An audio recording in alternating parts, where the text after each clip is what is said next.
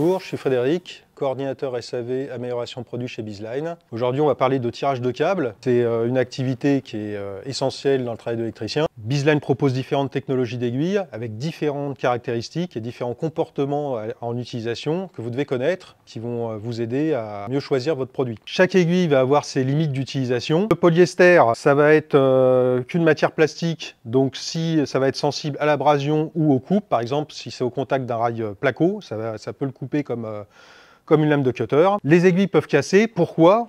Parce que quand vous êtes dans une gaine, par exemple ici encombré, beaucoup de câbles, vous allez pouvoir passer l'aiguille dedans, la glisser, mais après derrière le câble qui va être d'un diamètre souvent plus élevé, quand vous allez tirer, vous allez bloquer en fait. Donc là il y a des solutions ou d'utiliser un bislube qui va permettre de faire un lubrifiant et donc d'aider à la glisse. Par contre, si le câble est trop grand et qu'il n'y a pas l'espace, à un moment donné, vous allez tirer, et la seule solution que vous aurez, c'est de séparer l'embout de l'aiguille. Il va falloir que ça casse quelque part. Donc nous, Bizline, on va vous proposer différentes solutions de réparation sur toutes ces aiguilles pour que sur un chantier, vous puissiez réutiliser vos aiguilles très rapidement et qu'il n'y ait pas besoin de faire un déchet supplémentaire avec ces aiguilles pour en remplacer par une neuve complète. Pour une aiguille polyester 6 mm, on a besoin d'un kit de réparation composé de 2 embouts plus un manchon de raccordement, une visseuse avec un mandrin 3 touches, une pince à sertir, un cutter et éventuellement une pince pour manipuler les éléments. On utilise le cutter pour faire un petit chanfrein d'entrée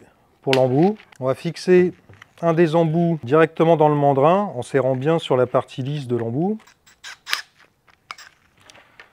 Et là, on vient visser sur le bout de l'aiguille.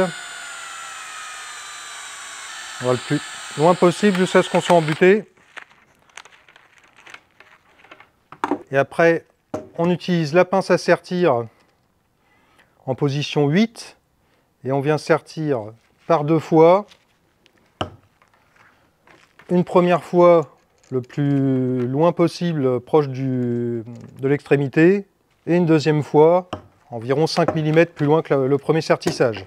Et l'aiguille est réparée. Toutes ces solutions de réparation ont été testées au sein de notre laboratoire.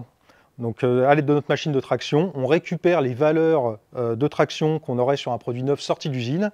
Donc n'hésitez pas à regarder nos autres vidéos qui traitent des autres technologies d'aiguilles. C'est facile à mettre en œuvre avec des outils simples sur un chantier. Donc c'est dommage de jeter des produits qui peuvent être réparés. Donc n'hésitez pas à vous rapprocher de votre agence Rexel ou sur le site de rexel.fr pour avoir plus de détails et plus de précision. Merci.